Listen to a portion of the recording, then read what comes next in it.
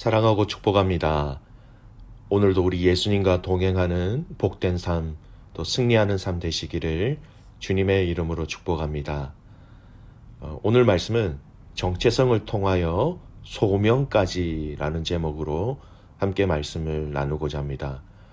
본문의 말씀은 누가복음 2장 41절에서 52절까지의 말씀입니다.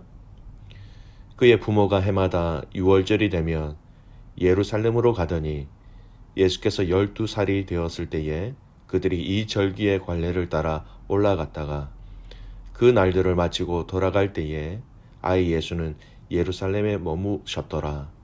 그 부모는 이를 알지 못하고 동행 중에 있는 줄로 생각하고 하루 길을 간 후 친족과 아는 자 중에서 찾되 만나지 못하며 찾으면서 예루살렘에 돌아갔더니 사흘 후에 성전에서 만난즉 그가 선생들 중에 앉으사 그들에게 듣기도 하시며 묻기도 하시니 듣는 자가 다 그 지혜와 대답을 놀랍게 여기더라. 그의 부모가 보고 놀라며 그의 어머니는 이르되 아이야 어찌하여 우리에게 이렇게 하였느냐. 보라 네 아버지와 내가 근심하여 너를 찾았노라. 예수께서 이르시되 어찌하여 나를 찾으셨나이까. 내가 내 아버지 집에 있어야 될 줄을 알지 못하셨나이까 하시니 그 부모가 그가 하신 말씀을 깨닫지 못하더라. 예수께서 함께 내려가사 나사렛에 이르러 순종하여 받드시더라. 그 어머니는 이 모든 말을 마음에 두니라. 예수는 지혜와 키가 자라가며 하나님과 사람에게 더욱 사랑스러워 가시더라. 아멘. 오늘 본문의 말씀은 성전에서 예수님이 선생들, 즉 그 당시 유대 랍비라고 하지요. 그들과 함께 대화하신 사건으로 우리에게 잘 알려져 있는 말씀이기도 합니다. 때는 유월절이 되었을 때입니다. 율법에 13세 이상 되는 유대 성인 남자들은 이스라엘의 3대 절기 곧 유월절, 오순절, 초막절을 예루살렘 성전에서 지켜야 한다라고 명시되어 있었지요. 그런데 이 포로 시대 이후에 여러 지역에 널리 흩어진 유대인에게 이 3대 절기를 지키는 것은 참으로 쉽지 않은 일이었습니다. 하지만 많은 경건한 유대인들은 적어도 유월절 행사만큼은, 이 유월절 절기만큼은 참석하기 위하여서 가장 많은 노력을 했었다라고 그렇게 보여지고 있습니다. 예수님의 부모 역시 매년 6월절에는 예루살렘에 올라가 예루살렘 성전을 방문하는 그런 경건한 삶을 살았던 사람들이지요. 그런데 우리가 눈여겨보아야 하는 것은 이 누가복음을 쓴 누가는 이때를 정확하게 예수님이 12살이 되었을 때의 6월절이다라고 명시하고 있는 것입니다. 별것 아닌 것 같지만 여러분 참 중요해요. 다시 한 번 더 지난번에 잠깐 말씀드렸던 내용들을 다시 확인하면 누가는 의사입니다. 의사로서 이 사복음서 중에서 가장 꼼꼼하게 사실적인 내용들을 중심으로 이 누가복음을 기록하였다라는 것이죠. 그래서 정확한 때가 언제인지, 누가 왕이었는지, 그때가 언제인지, 오늘 이 본문의 사건이 예수님이 12살이 되었을 때에 6월절 절기를 지키는 그때임을 알려주는 것처럼 이렇게 정확하게 기록하고 있습니다. 의사 누가의 꼼꼼하고 세밀한 그의 성품을 성령 하나님께서 사용하셔서 이 누가복음을 기록하게 하셨다라는 거예요. 여러분, 우리는 이 성경을 성령님께서 감화 감동하셔서 기록하게 주셨다라고 알고 있습니다. 이것을 신학적인 용어로 영감설이라고 얘기하죠. 근데 많은 분들이 오해하고 있는 이 부분에 대해서 먼저 오늘 잠깐 언급을 해드립니다. 우리는 이 성경을 이 기계적 영감설로 기록되어졌다라고 잘못 생각하시는 분이 있어요. 여러분, 기계적 영감설 말이 좀 어려운 것 같지만 쉽게 풀어 설명을 드리면 이런 의미예요. 성경을 기록하는 저자 옆에서 성령님이 한자 한자 그렇게 말씀하신 것을 그대로 받아쓰게 하는 것처럼 이 성경을 기록하였다. 그것을 기계적 영감설이라고 얘기합니다. 근데 우리는 이 성경을 기계적 영감설로 기록되어진 것이 아니라 축자 영감설이라는 이런 의미로 이 성경이 기록되어졌다라는 것으로 알아야 합니다. 축자 영감설을 잠깐 설명해 드리면요. 성령님의 감화와 인도하심으로 이 성경이 기록되어지는 것은 맞습니다. 하지만 성령님이 이 성경을 기록하는 그 저자의 달란트와 성격과 성향과 또 그가 가지고 있는 그 모든 것들을 다 사용하셔서 이 성경을 기록하셨다라는 것이 바로 축자 영감설이에요. 그래서 성경을 그냥 저자가 글을 받아쓰기 기계처럼 그렇게 쓰신 것이 아니라 저자가 가지고 있는 모든 달란트, 성품, 성향 다 성령님이 다 사용하셔서 다 반영하셔서 기록하게 하셨다라는 것입니다. 오늘 이 본문의 때가 언제인지 어디서 하셨는지 말씀을 통해서 우리가 알 수 있는 것은 바로 성경의 이 축자 영감설, 의사 누가가 꼼꼼하게 의사로서의 가지고 있는 그의 캐릭터와 달란트와 성품 그리고 사실 중심을 둔 그의 성품과 성향을 잘 반영하여서 이 때가 정확하게 기록되어져 있구나 이렇게 생각하시면 충분히 오늘 이 본문의 말씀과 또 성령께서 그 지은이를 통해서 어떻게 성경을 기록하셨는가라는 것을 우리가 충분히 알 수 있습니다. 여러분, 하나님의 일하심의 방법은 이와 동일한 것 같습니다. 교회를 섬기고 봉사하는데 모든 사람들의 성품, 모든 사람들의 그 달란트를 하나님은 다 사용하셔서 당신의 몸 되신 교회를 세워가신다라는 것이지요. 교회는 절대 한 사람으로 세워질 수 없습니다.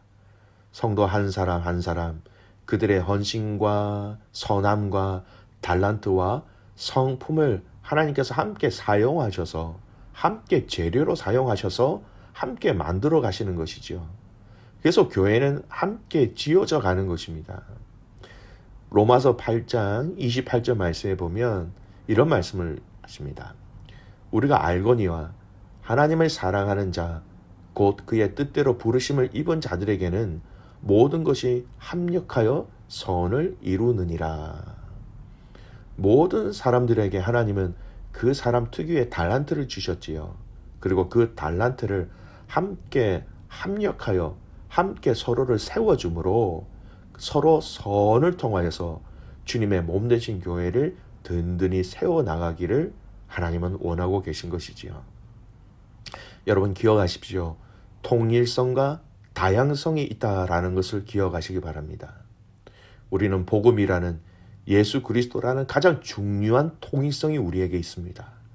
그리고 이 통일성을 기준으로 하여 다양한 성도들의 헌신과 사랑과 달란트로 공동체가 함께 세워져 가는 것이죠.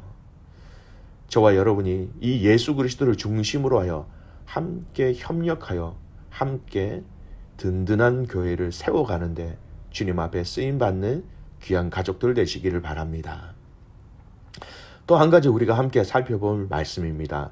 48절, 49절 말씀이에요. 제가 읽어드립니다.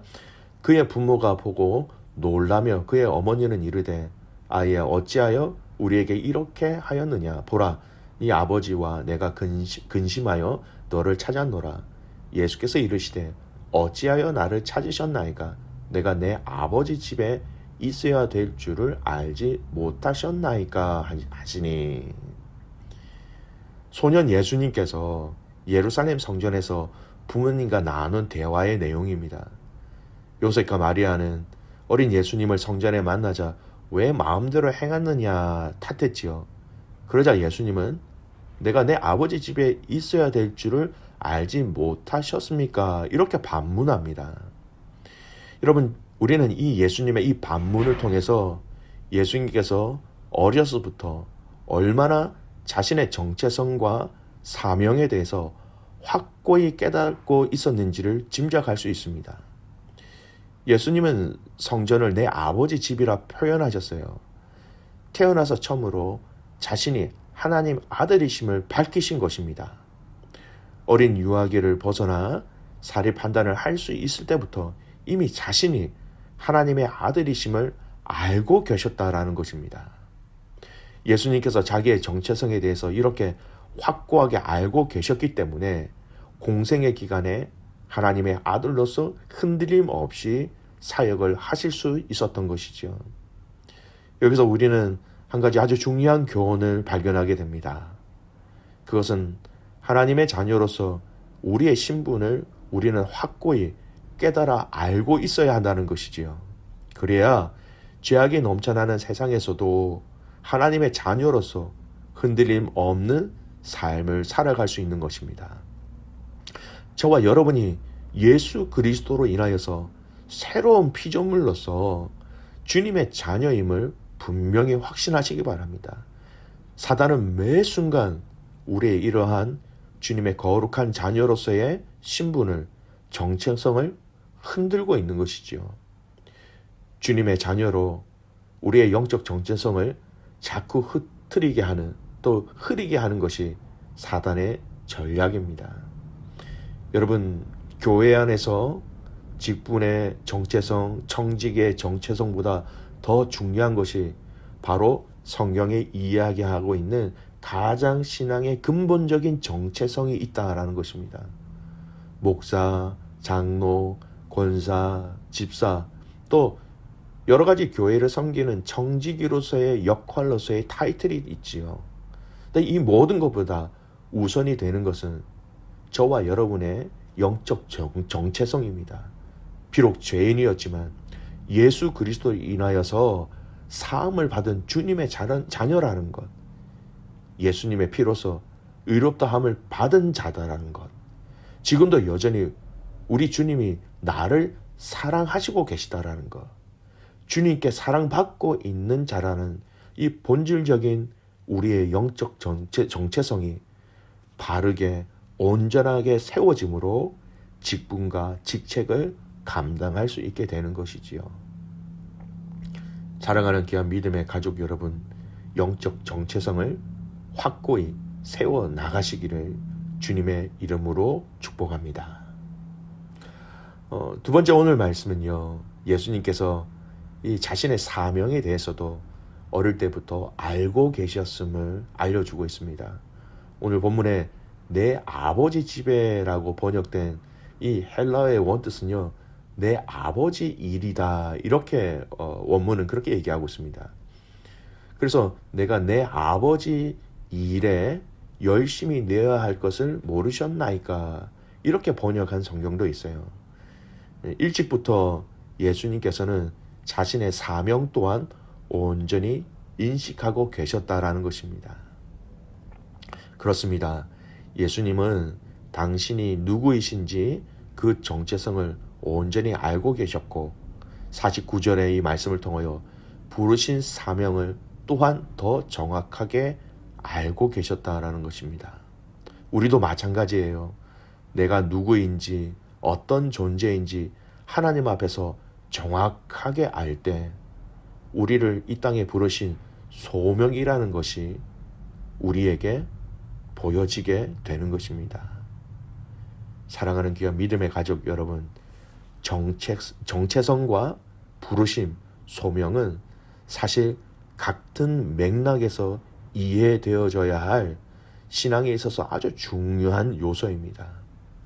우리가 누구인지, 우리의 삶의 정체성을 예수님을 통해서, 성령님을 통해서, 성경을 통해서 분명히 안다면, 그러면 그 다음 부르심에 합당한 삶이 무엇인지 우리 모두에게, 각자에게 분명히 정확하게 알려주시는 것이지요. 믿음의 가족 여러분, 남편으로, 아내로, 아빠로, 엄마로, 또 자녀로, 또 교회를 섬기는 청지기로서 오늘도 이 부르심의 과정과 목적까지 함께 알아 사명을 끝까지 감당해 나가는 그 사명을 감당함으로 오늘 이 하루 주님께 영광을 올려드리고 주님께 승리의 기쁨을 드릴 수 있는 귀한 믿음의 가족들 되시기를 주님의 이름으로 축복합니다. 아멘. 기도하겠습니다. 살아계신 아버지 하나님, 감사와 찬송과 영광을 주님께 올려드립니다. 우리를 사랑해 주셔서 감사합니다. 우리를 자녀 삼아 주셔서 감사합니다. 지금도 여전히 우리를 품에 품고 우리를 위하여 보좌 우편에서 중보하고 계신 그 예수 그리스도를 오늘 믿음으로 신뢰하며 사랑하며 순종하며 살아가는 저희들 되게 하옵소서. 말씀을 통하여 성령님을 통하여 우리가 누구인지 말씀을 통하여 분명히 알게 하여 주시고 또 우리의 정체성을 통하여서 또 우리를 부르신 그 소명, 우리를 부르신 그 삶의 그 합당한 삶을 무엇인지 분명히 알아서 하나님이 기뻐하시는 삶, 하나님이 기뻐하시는 일들을 감당해 나가는 저희들 되게 하옵소서. 하나님, 가정 안에서 그 작은 일부터 부르심에 합당한 삶으로 살아가게 하시고 그것이 가정 안에서 직장으로 믿음의 공동체 안으로 또 공동체 밖으로 부르신 소명을 끝까지 잘 감당해 나가며 승리하며 살아가는 모든 가족들 되게 하옵소서. 오늘 이 하루 우리와 동행하셔서 하나님 승리하며 감사하며 주께 영광 올려드리는 모든 성도들이 되기를 간절히 소원하옵고 살아계시는 예수님의 이름으로 감사하며 기도드리옵나이다. 아멘.